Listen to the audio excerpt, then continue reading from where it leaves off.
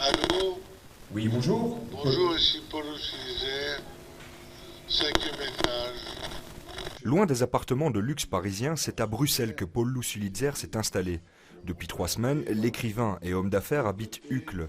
S'il a choisi cette commune, il nous l'assure, c'est pour son calme et non pour des raisons de fiscalité. Moi, malheureusement, j'aurais dû venir il y a 15 ans ou 20 ans.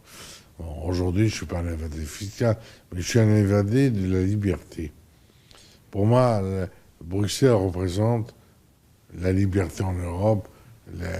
Et puis j'ai plein d'amis ici, plein d'amis.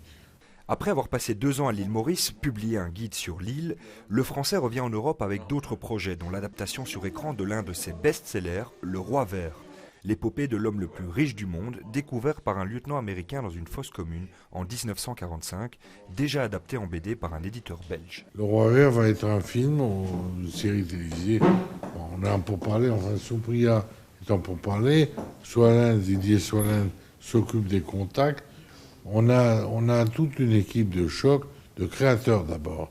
Ce ne sont pas des capitalistes entrepreneurs, ce sont des créateurs. Entre 30 et 60 millions d'exemplaires vendus à travers le monde, de nombreuses personnalités rencontrées et des affaires médiatisées, la vie de Paul Sulitzer est un véritable roman.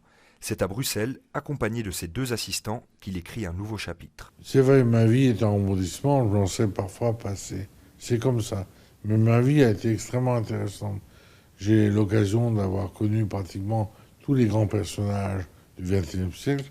Bon, Bruxelles, c'est un bel endroit pour commencer la fin d'un chapitre.